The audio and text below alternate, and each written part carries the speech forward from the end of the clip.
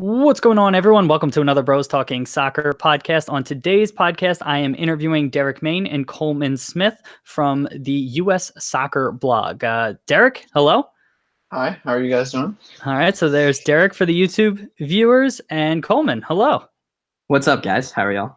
All right, and there is Coleman. If you're joining us live on YouTube, I see we have one viewer here right now. Sam, hello. Thank you for joining us. Feel free to chime in with your opinions, questions, comments, or anything like that. I will relay them here. And yeah, I think we're ready to jump into things. Guys, any last questions or anything? No, we're good. We're good. Awesome. I'd like to welcome on Derrick Main Coleman Smith, who are the founders of the U.S. Soccer blog right now. Gentlemen, welcome to Bros Talking Soccer. How you doing today? Let's start with Derrick. How you doing? I'm good. Just getting ready to go to work in a little bit. So have a nice relaxing session with you guys before I go in there. All right. Yeah. Starting your work day off right with a nice interview. Coleman, how you doing today? I'm having a good day. I've had a busy day. It's my sister's birthday today, so I've sort of been running around doing a bunch of stuff. But other than that, it's been good. I'm happy to jump into it. Great. Happy birthday to your sister. How old is she turning? She's 18 today. Oh, big day. All right. Well, happy birthday. She's not 18. That's absurd. All right, guys. Well, let's start off with getting to know you each a little bit more and how you got into the sport of soccer. So, Derrick, let's start with you. Where are you from? What's your background? How'd you get into soccer? So both of us are from Charleston, South Carolina. We went to the same high school together, Porter Gowd.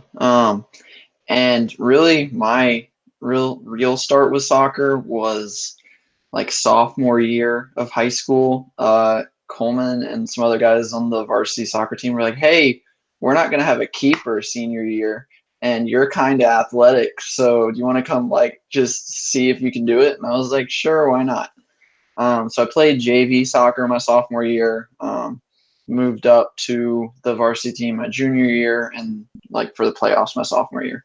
I ended up training with the Charleston Battery Academy team for a couple months before it ended up getting shut down. And then we ended up playing through senior year. We won state championship our junior year. And then I moved on. I was looking at playing at Coastal Carolina for college soccer, but I just decided I'd rather get a good education at Clemson rather than wasting my time at Coastal Carolina. And so I work for the football team up here at Clemson. And so I watched soccer and I played soccer with them at recess and lower school, middle school and stuff like that. But so I knew soccer. I just didn't really get into playing it too much until my sophomore year. So interesting. Okay. So that's a unique story there. Coleman, what about you?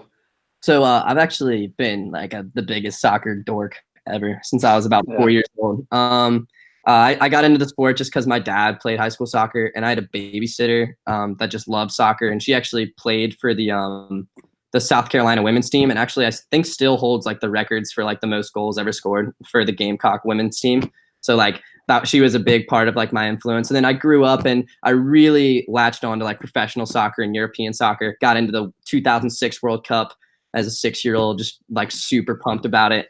And ever since then, I latched on to Liverpool, and I've just been a soccer fan ever since. I played for the Olympic developmental program here in South Carolina for a long time. And then once I made the elite team at my club team, I stopped that, and I played for Mount Pleasant, which is our club soccer team here in Mount Pleasant. And then I also played high school at Porter Gowd for 4 years. And I walked on to the men's South Carolina team, which is where I go to school now. But unfortunately, it just didn't really work out. And now I'm the vice president of the club soccer team at Carolina. Very cool. Well, that's awesome to hear. I'm also a Liverpool fan, and so we can get into that a little bit more later into the podcast. Yeah. I'm excited about the Champions League final. But let's talk about the U.S. Soccer blog. So can you talk about what decisions and discussions kind of went into leading up to that? And so you both are in college right now, right? Still? Yes. Yeah. And so when did the blog launch, and what led up to the blog launching? So around probably this time last summer, I've just really, really wanted to sort of get into a podcast or a soccer blog or something, just so I could sort of show my love for soccer in a different way besides just playing and coaching and stuff. And I really wanted to sort of get into the podcast game, but my friend Derrick over here, the businessman, he we decided it would probably be like a way cooler idea if we started a blog. And then this idea started rolling, and 2 of our friends joined in, and it just ended up being like an awesome thing for all of us. And then we ended up even writing an article about like the local club team here, and that went kind of viral around Charleston. So that was really awesome for us also. And what was that article? It was like, so the Charleston Battery, which is our local USL team here, they are actually like tearing down their stadium. And Sammy Friedrich and me, who are 2 members of our blog, our dads were both owners. So they like helped start the club and everything, which is awesome.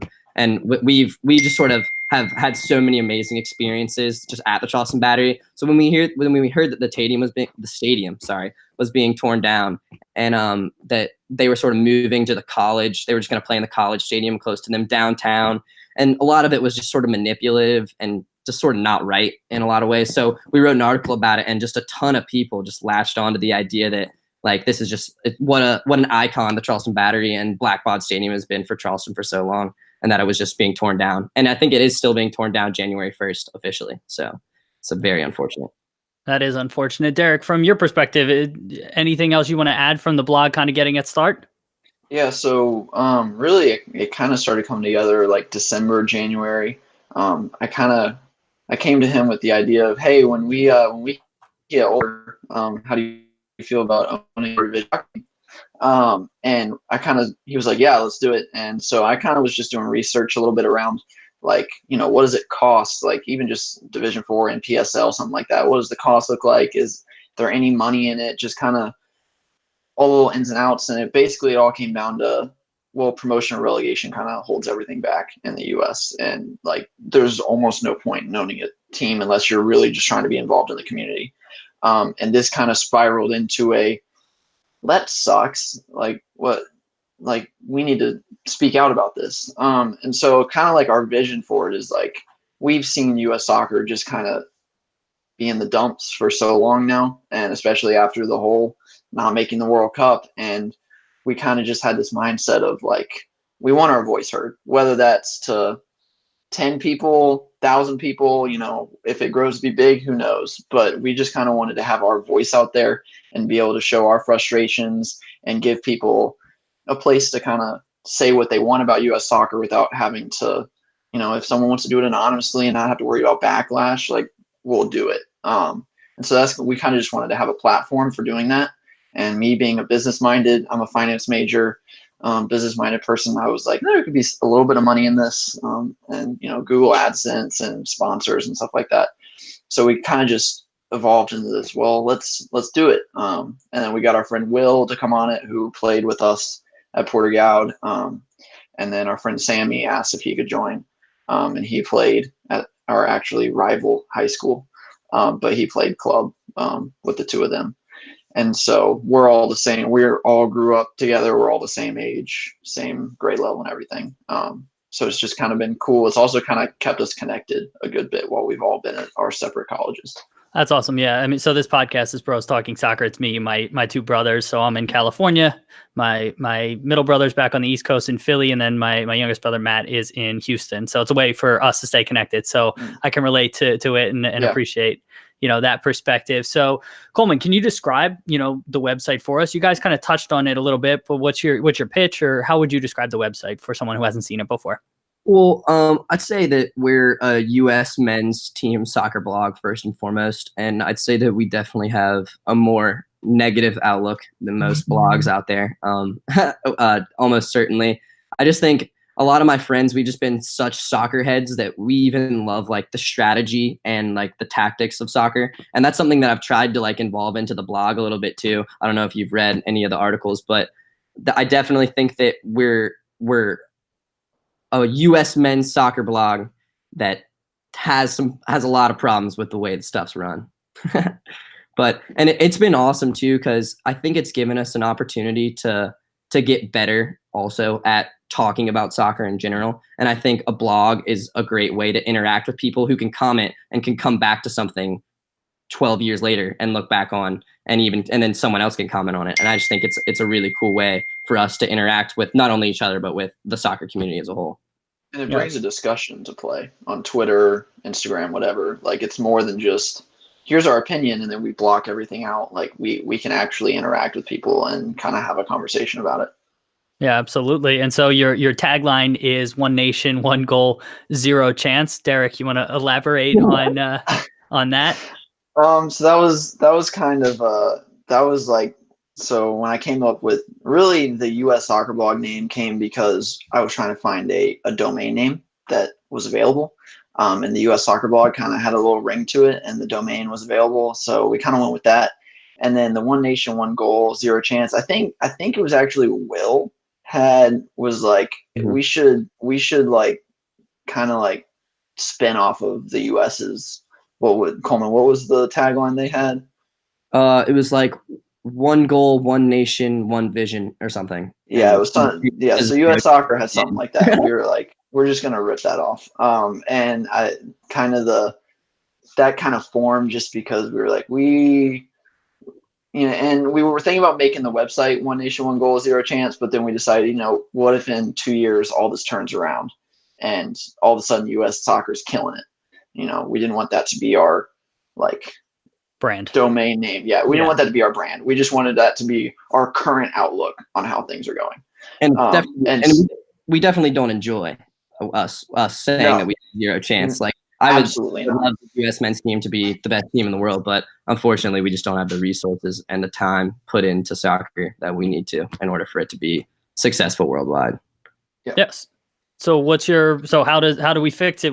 How do you, I know this is probably a very complicated question, but do you have, I guess let's start with the first thing that needs to be done. If you're president of US Soccer, what's the first thing that you need to do to get us on the path to a better national team to ultimately compete at the World Cup? Well, I would just like to start off that I think we're actually doing a lot better a job with our biggest problem, which was youth recruitment. And I think that that's actually had a big change in the past 2 years. And I think that we're starting to see a different way for American players to make it at the big stage. And of course, this is the Christian Pulisic type of way where you go to high school, then you ditch college soccer, and you go to Europe and you train there and you stay there. And so you can keep getting better and keep improving. And I found that the biggest problem with American soccer, for me at least, has definitely been college soccer as a whole.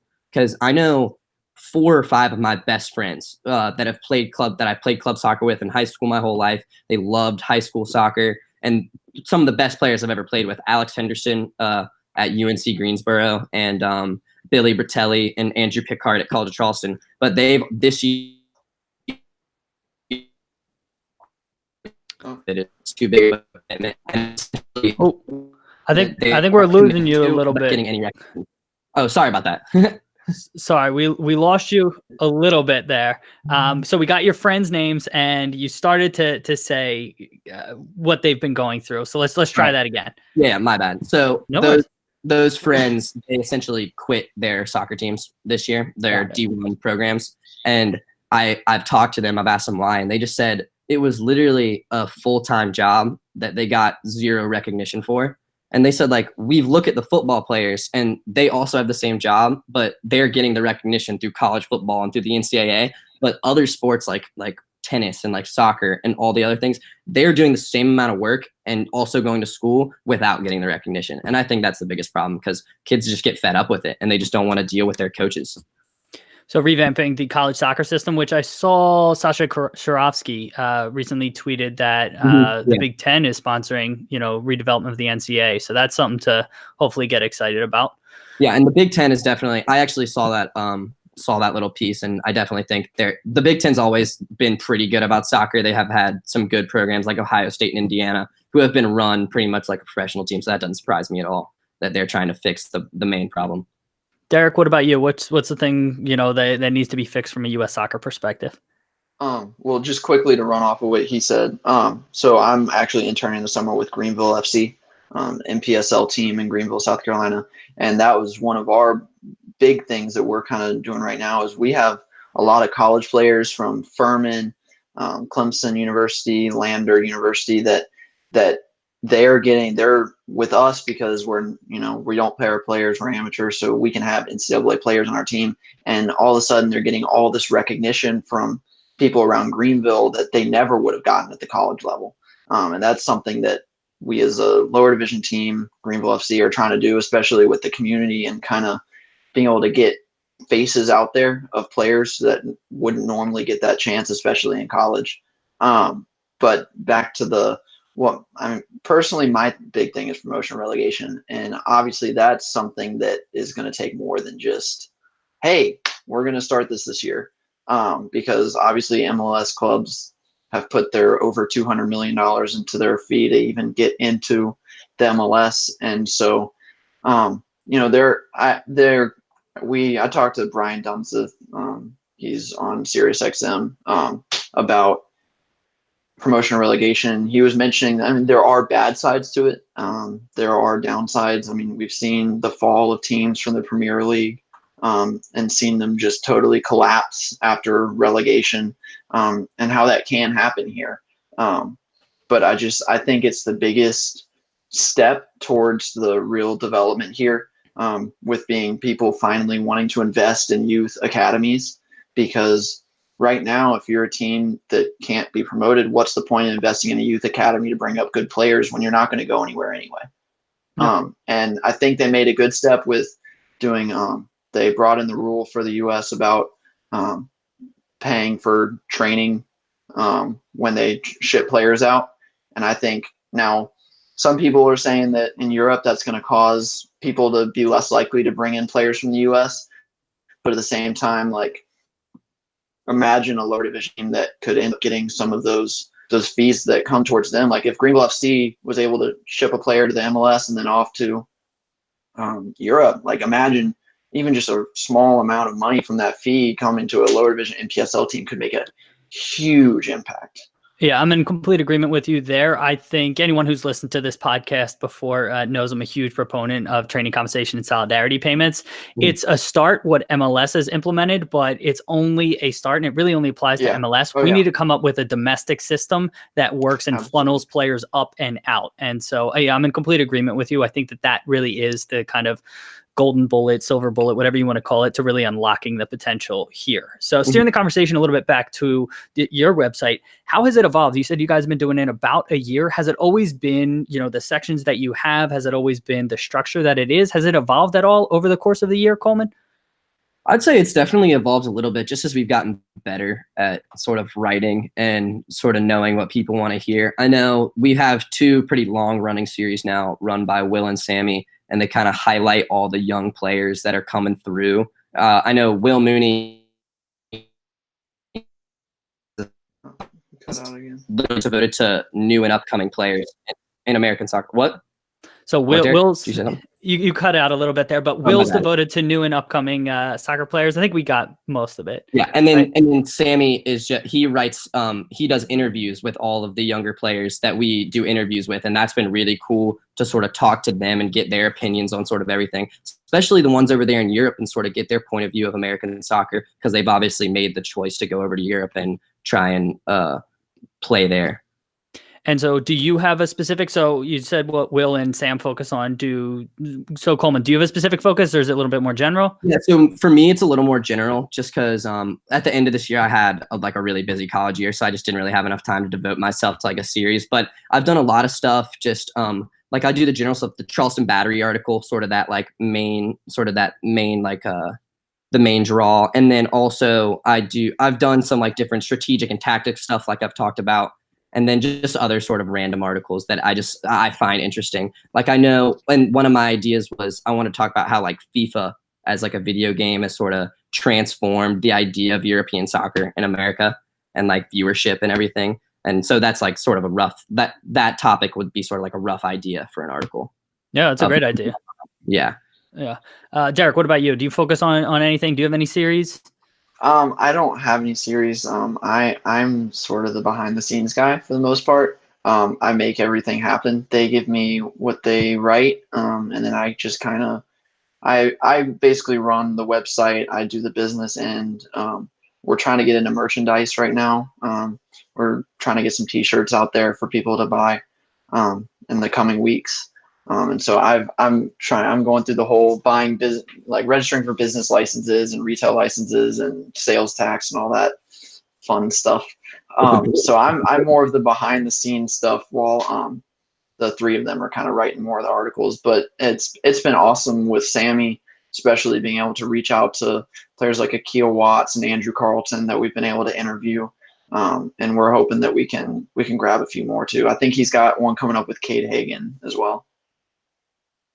Very cool. That's awesome to hear here. And Sammy's chiming in on YouTube with lots of comments for you guys. So oh boy. Yeah. So thank you, Sammy, for joining us here. Speaking of the interviews and stuff that you've gotten, two that really caught my eye were Jordan Gardner and Brian Dunseth. How did you guys reach out to them? How did those interviews come about? So Brian, I literally just went on Twitter and said, I think he tweeted something in particular about U.S. soccer, and I literally responded to it and said, hey, we'd love to talk about this on our blog. Our DMs are open. And within minutes, he said, sent you a DM, let me know. That's cool. And so I got with him. I had like an hour-long conversation with him, just talking about soccer in general. We have a question that we ask everybody, and I'll ask it to you right now. Who do you think would win in a one-on-one basketball game, Tony the Tiger or the Kool-Aid Man? I would say Tony the Tiger. I think he's a little bit more athletic. Because you're smart. Right. Yeah, you're smart. Sammy's on the other side. And everyone disagrees with Sammy. But so we just talked about random kind of soccer stuff and then random questions like that. And then Jordan Gardner, I saw the article come out from somebody about him buying Helsinger, and I was like, this is something we need to follow now. And so I kind of reached out to him as well on Twitter, and he was like, yeah, I'm more than happy to do an interview. And so we interviewed him, and then we just interviewed Colin Warner, who they brought in to be the mentor to young USA players that they can bring in there in the coming years. Very cool.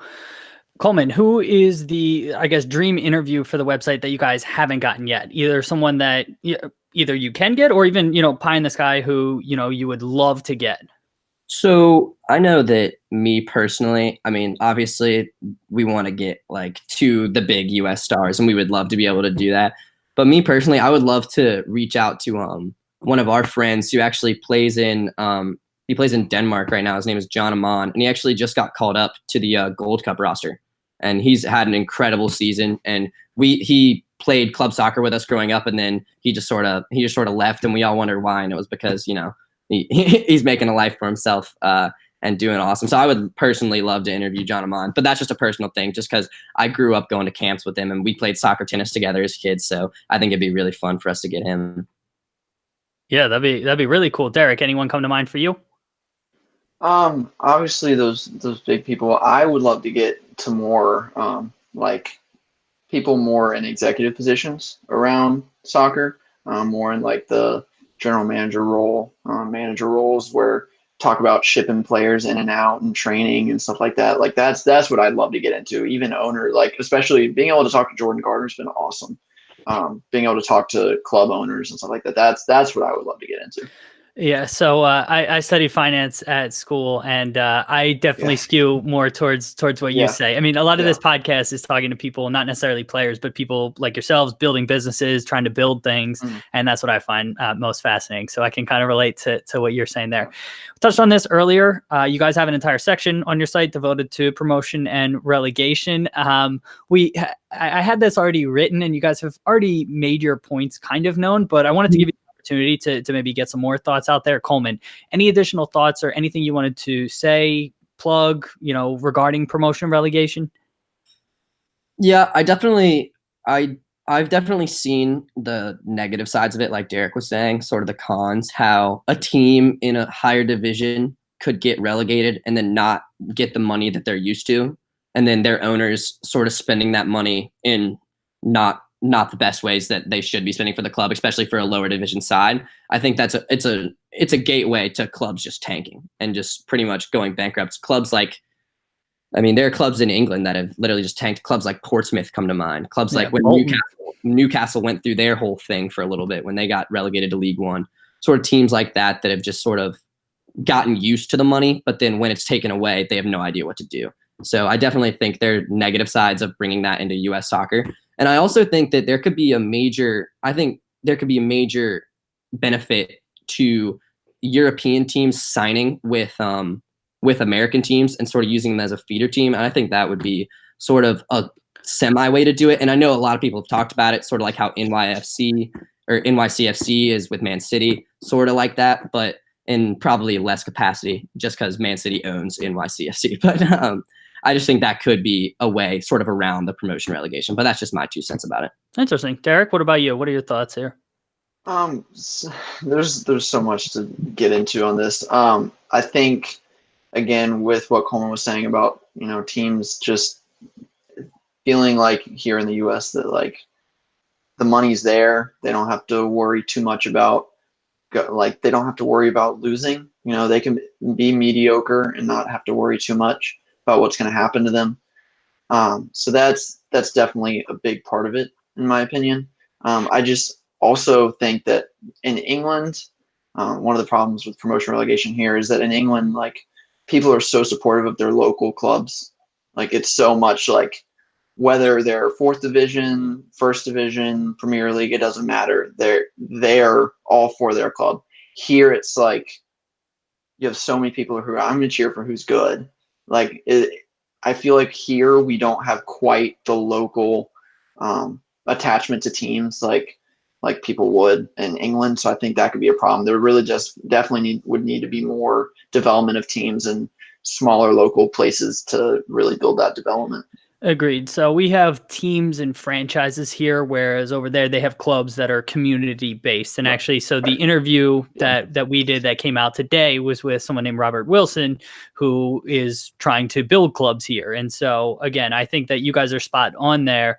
Promotion relegation sounds great, but there's a lot of things that need to be done to the existing infrastructure for it to make sense. So interesting perspectives there. Steering the conversation back to your website, what's the next thing that you guys are looking to add? Is it a new series? Is it a podcast? Something else? Coleman? So I know we've sort of been looking into the podcast scene just as we're sort of building an audience. And I know we sort of wanted to hold off on the podcast until this summer, which is kind of when we wanted to get it off the ground. But unfortunately, it's probably looking like it's going to be a little longer than that. But no big deal. But I definitely think a podcast would be awesome. And I just love talking about soccer. So I think that'd just be fun for everyone involved and to bring on friends and guests and everything. I think that'd be super fun. But also, I definitely think there's a lot of potential for new series. I think there's a lot about U.S. soccer that we haven't talked about, like a lot of the lower division teams. The dominance of women's soccer in some places I think is super interesting and I think deserves to be talked about, even if people don't think interesting. That there are some places here that women's soccer is a way bigger than men's soccer. And I think that could be super interesting to talk about women's soccer in America and sort of how that's differed from the growth of men's soccer. Got it. Yeah, that's interesting as well. Derrick, what about you? Anything that you think would be great to tackle next? I know we're going to have those podcasts coming out at some point this summer. Right now on the business side, I'm trying to figure out whether I'm going to be using SoundCloud or one of those other podcast apps that are out there, just trying to figure out on cost basis what's the most fitting. But also, I'm going to be doing so since I'm working for that NPSL team, I'm going to be kind of having my own series of like what it's like inside an NPSL team, like a lower division team. And also with my connections that I have with now working directly with the owner of Greenville FC, he's going to help me kind of reach out to some of the other NPSL owners. Chattanooga is a really big NPSL club right now. They're bringing over 4,000 people per game. So I'm going to try and get some interviews with them and really try and delve into the lower division soccer in America. Very cool. And then what's the long-term vision for the website? Is it just grow, build it as big as possible? Is it, do you have specific goals or anything like that come to mind? Derrick? Yeah, I'll take that. So right now we're looking at this whole merchandise thing. Really that's going to be raising money to try and market this thing as much as we can and really build our base viewership and our fan base if we can, so that we can then try and grow this to a point of, are we going to pay people for web design to make that website look a little bit better? Are we going to invest in better equipment for podcasts? And but then really it's going to come down to, we would love to get to the point where we can have sponsors and really be able to make this. I mean, that's for me. That's the key to this whole thing. Is once we can get to the point where we can draw in some sponsors and be able to have a constant flow of revenue, that we could really make this thing grow huge. That's kind of my goal with it right now. And on the soccer side of it, I definitely would love, I mean, it's obviously everyone's goal to sort of make it big, but I would just love to get to a point where we could sit down and just have a conversation with some of my heroes and, you know, your idols that you grew up watching. Like, I know, I know I personally love Kobe Jones just for some reason. That was just the first soccer player that I became really attached to, and he's really into the broadcasting scene. So just sort of like to get to a point where we could sort of just, it'd be normal for us to talk to some of my heroes would be just amazing. Yeah, that would be really cool. So, you know, you guys are well on your way. You have a clear focus, and so I wouldn't be surprised if it's sooner rather than later. Derrick, you mentioned, you know, the Greenville FC job. So what exactly are you going to be doing there? So with Clemson football right now, I've been doing creative video technology type stuff. I've been on their video front. I work a little bit with the social media team, not as much, but more of internal video.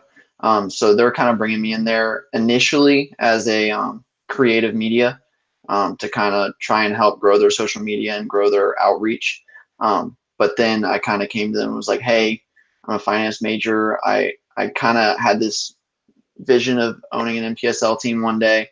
And so they've kind of brought me a little bit under their wing and are kind of trying to just literally teach me everything there is to know about running a lower division team. Delving into their business plan, their finances, opening up their books for me, being able to run day-to-day operations, being able to run game day operations, and really just seeing really what it's like and trying to actually, they've been getting me in contact with some of the people at NPSL to really start having that conversation. And I mean, I'm 2 years away from graduating, so it won't be till 2, 3, 4 years down the line before I even get to do this, but they want to talk to me sooner rather than later and really start trying to get the wheels turning. And so they're really trying to just get me into that whole sports business mode, especially in terms of the business side, and being able to really take that next step. Maybe next year I take a step up to an MLS team or even football team, some other sport, who knows? But it's kind of giving me that first step in the sports business world. Very cool. Yeah, we'll have to have you on in the future after you do that and hear about your experience. Coleman, you also have kind of like a cool backstory kind of in the soccer world. Reading your bio, your father, I believe, was a part owner of the Battery. Mm-hmm. What was that like, you know, at the time? I mean, that's probably, I'll tell my dad to this day, that's the coolest thing that he's ever done. And he ever will. It was just, so him and 8 backer, or Nigel Tone back, and honestly his name is slipping my head, but am I breaking up? Sorry. Yeah, you're breaking up a little bit there, but your dad and one of his friends, is that what you said? Yeah. 8, so 7 more. Oh, 7 friends. Okay. But 2 of his friends, Tony Backer, he sold the software company Blackbaud, which is what Blackbaud Stadium was named for, and he sold it for multi-million dollars. And so what he did was he just sort of got all of his close friends that were soccer buddies, essentially. And they brought my dad in for more of the legal side because my dad's an attorney here in Charleston. So that's sort of what his allure to the team was. But they owned the team for a solid 2 decades. They started at Stony Field in downtown Charleston, and they moved to Blackbaud Stadium. And it was just amazing just growing up, just sort of in that atmosphere, to be able to go into the locker room and stay in the pub at night and meet all the players. I mean, it's just something that I'll look back on and just say, wow, I wish I was back there. That's awesome. It was awesome for me too, because I got to come sit in the president's box when I came to soccer games with them. So. Yeah, we would have my birthday party in the owners and stuff. Like we had a time over at the Charleston Battery for sure. And also our friend Sammy, whose dad also came in a little later, but he was also a part owner. So I also had like one of my really good friends to enjoy it with too, which is just awesome. Yep, he made that known in the YouTube chat. So I'm sure shouting him out there. So switching gears a little bit now. So we know Coleman supports Liverpool. Derrick, do you have any teams do you support?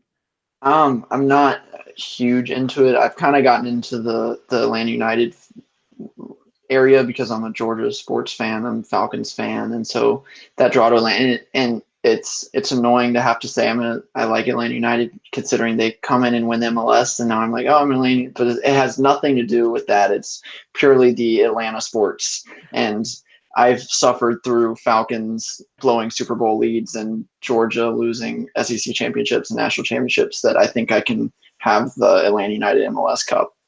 So no one can accuse you of being a front runner there.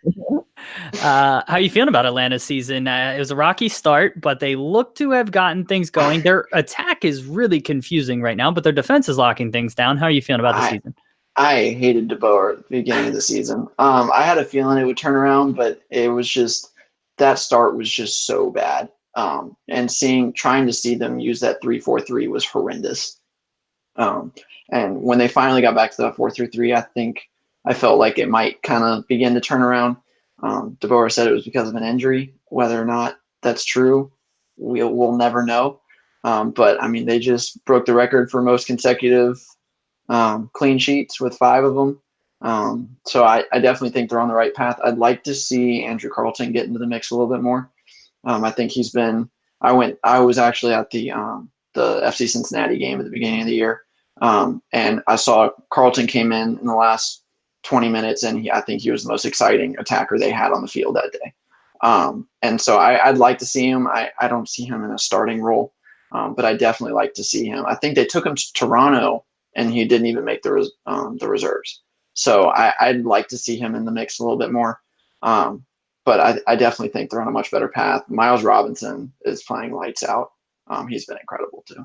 Yeah, he's been fantastic. It's also surprising. I mean, the board come out and kind of question Carlton's professionalism, but also with Barco being away and, with summer tournaments coming up, I would imagine. That's true too, yeah. Yeah, I would imagine he gets opportunities, but I don't know. It'll be interesting to see.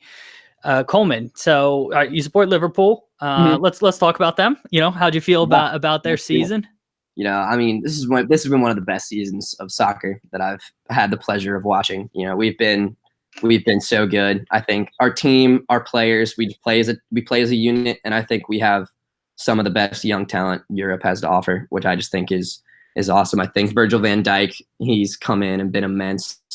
I mean, no one can really argue with that. But I also think players like Jorginho Wijnaldum really don't get enough credit. I think he's been our most important player this year. I know it's a hot take, but I think he's been consistent, and he's always been he's been steadfast in that midfield. And he came on against Barcelona and showed how important he was creatively too. So I thought that was awesome for him to sort of prove his importance to the team, even though everybody might not see it that way.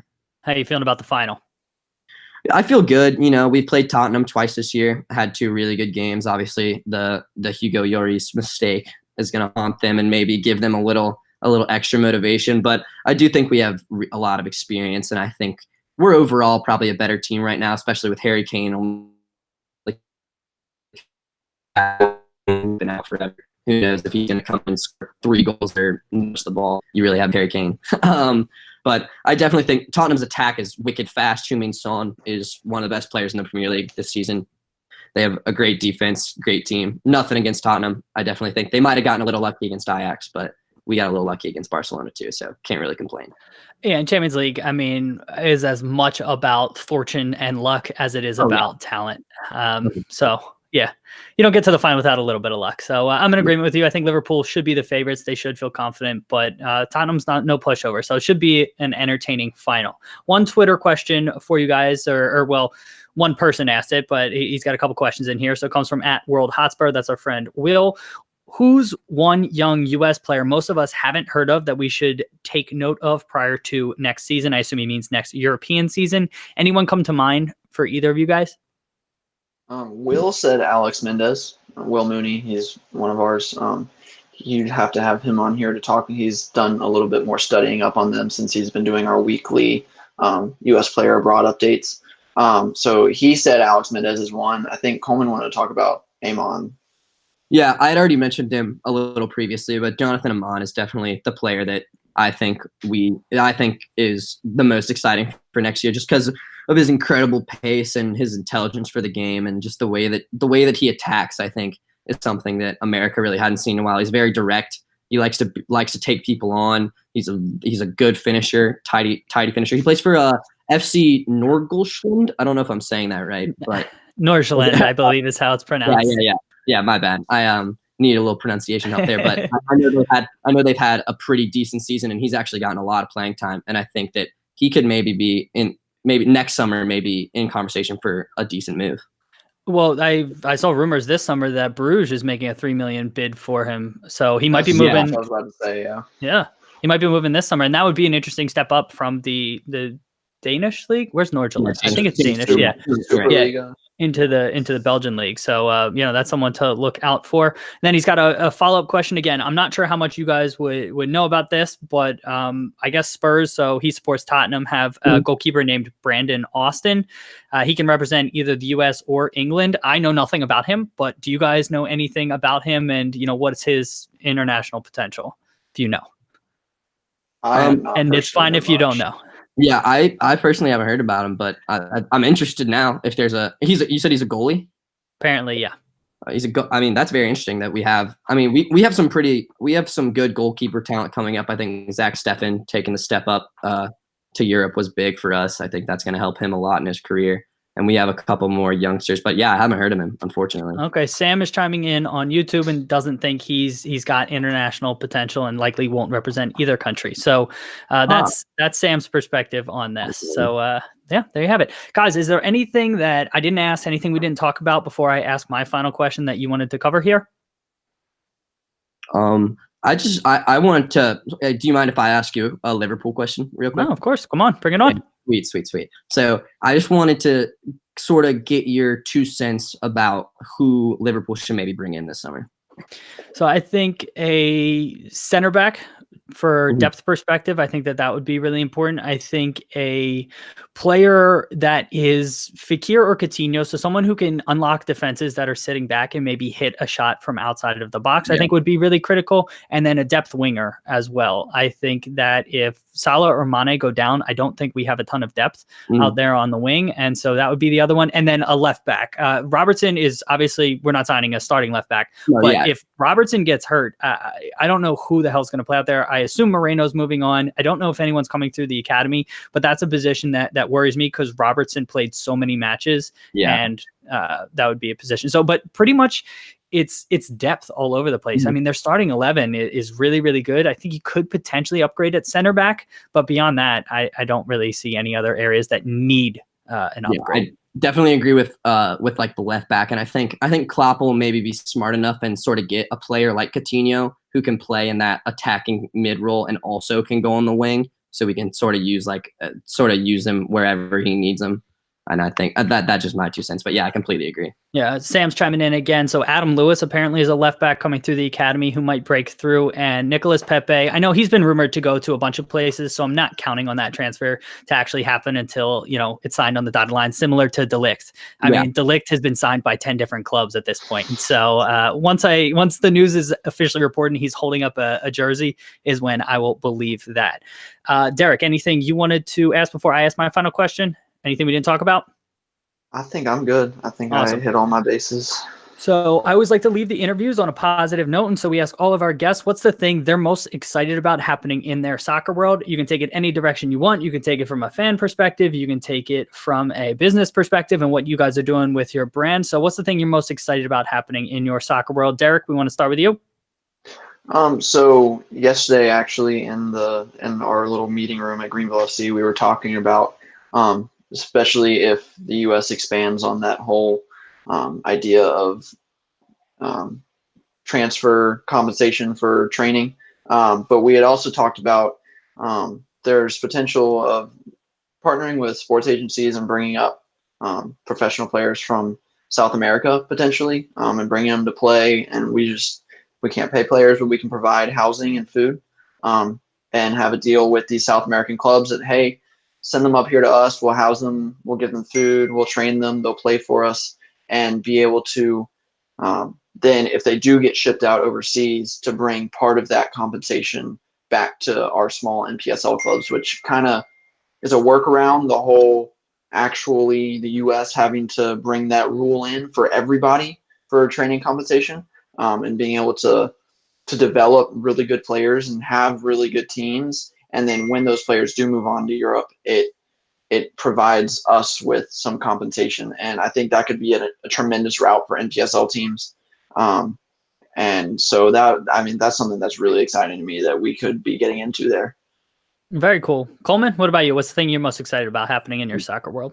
I'm obviously very, very pumped for the Champions League final, but we've already talked about that a little bit. But also just me personally, I mentioned a little bit before, I'm like the vice president of the club soccer team at Carolina, which essentially means like I'm the coach and that I pick the team, I choose the kids that join the team, and I choose the formation and do everything. And this will sort of be my first year that I'll sort of have free reins and I can sort of do what I want with the players that I want.